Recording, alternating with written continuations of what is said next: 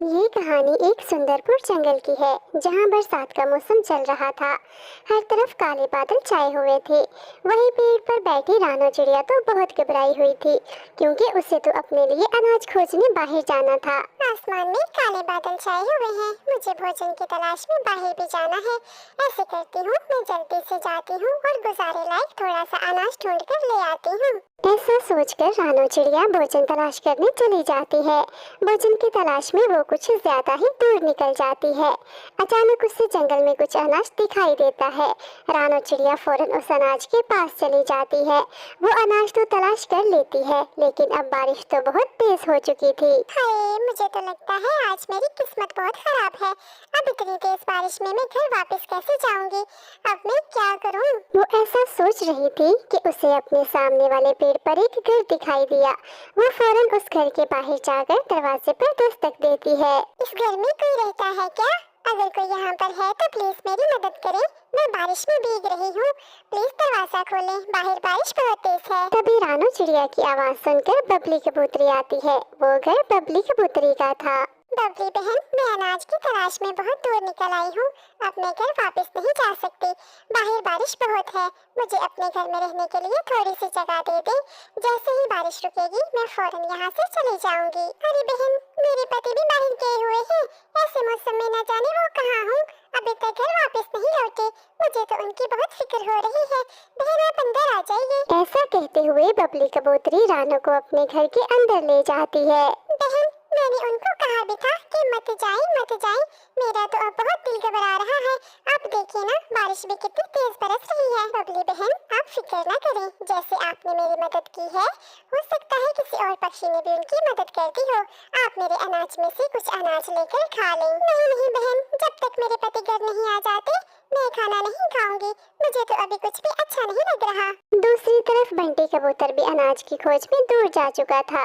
फिर उसे पेड़ पर एक घर दिखाई देता है। बंटी कबूतर उस घर का दरवाजा खटखटाता है।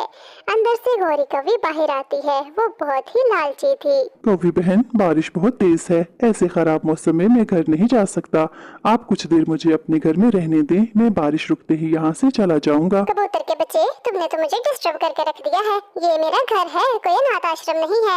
हाँ, अगर मेरे घर में रहने के बदले तुम मुझे कुछ दे दो तो शायद मेरा इरादा बदल जाए। कौवी बहन, आपको देने के लिए मेरे पास बस ये थोड़ा सा अनाज है। इसमें से आधा आप रख लें और आधा दाना मैं अपनी पत्नी के लिए घर ले जाऊंगा। गौरी कौवी आधा भोजन लेकर कबूतर को घर के अंदर आने देती है। फिर वो सारा भोजन खा जाती है, लेकिन उसकी भूख खत्म नहीं होती। कबूतर, मेरा इरादा बदल गया है। तुम मेरे घर से अभी बाहर निकलो, अभी के अभी, नहीं तो मैं शोर मचा दूंगी। जैसे ही बारिश रुकेगी मैं आपके घर से चला जाऊंगा कौवी बहन। मैं कह रही हूँ, मेरे घर से अभी निकल जाओ, और अगर रुकना है तो बचा हुआ अनाज भी मुझे दे दो। कबूतर मजबूर होकर बाकी का अनाज भी दे देता है। थोड़ी ही देर बाद बारिश भी रुक जाती है। कबूतर, वही कबूतर, हाय, मेरे पेट में तो बहुत दर्द हो रहा है। प्लीज मुझे किसी डॉक्टर के पास ले जाओ, या किसी डॉक्टर को मेरे पास ले आओ। कौवी बहन, बारिश तो अब रुक चुकी है। अब मैं आपकी कोई मदद नहीं कर सकता। आपने मेरा सारा भोजन खा लिया है, इसीलिए तो आपके पेट में दर्द हो रहा है। ऐसा कहकर कबूतर वहाँ से वापस अपने घर की ओर निकल जाता है, और जल्दी ही वो अपने घर पहुँच जाता है। आप आ गए जी, मैं कितना परेशान हो रही थी। मैं बारिश से बचने के लिए गौरी कवि के घर चला गया था। लालची कवि, कबूतर भैया वो बहुत लालची है। हम पक्षियों को तो इन कौवों से दूर ही रहना चाहिए। ये कौवे बहुत लालची और दुष्ट होते हैं। हाँ चिड़िया बहन, आप बिल्कुल ठीक कह रही हो, लेकिन बारिश की वजह से मैं भी मजबूर था। ठीक है बबली बहन, अब मैं चलती हूँ। आपका धन्यवाद, आपने बारिश में मुझे अपने घर में रहने के लिए जगह दी। आप मेरे अनाज में से आधा अनाज रख लीजिए। नहीं नहीं बहन, ये अनाज आप अपने बच्चों के लिए लेकर जाएं। वो आपका इंतजार कर रहे होंगे। बंटी भाई, ये अनाज बहुत है, आप इसमें से आधा अनाज रख लें ताकि आपको आज रात भूखे ना सोना पड़े। वैसे भी बारिश तो रुक गई है, हम सुबह होते ही और अनाज ढूंढ लेंगे। ठीक है रानो बहन, आपका धन्यवाद। फिर रानो चिड़िया अपने घर की तरफ चली जाती है। कुछ ही देर बाद वो अपने घर पहुंच जाती है, लेकिन वहाँ तो एक और समस्या रानो चिड़िया का इंतजार कर रही थी।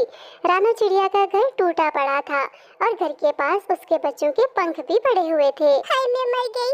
ये मेरे साथ क्या हो गया? मेरा घर टूट गया और मेरे दोनों बच्चे भी यहाँ नहीं हैं। कहाँ गए मेरे दोनों बच्चे? रानो चिड़िया की आवाज सुनकर वहाँ पर तोता आ जाता है। रानो बहन, आपके बच्चे सही सलामत नहीं हैं। आप जल्दी उस बिल्लू बिल्ला की गुफा की तरफ जाएं।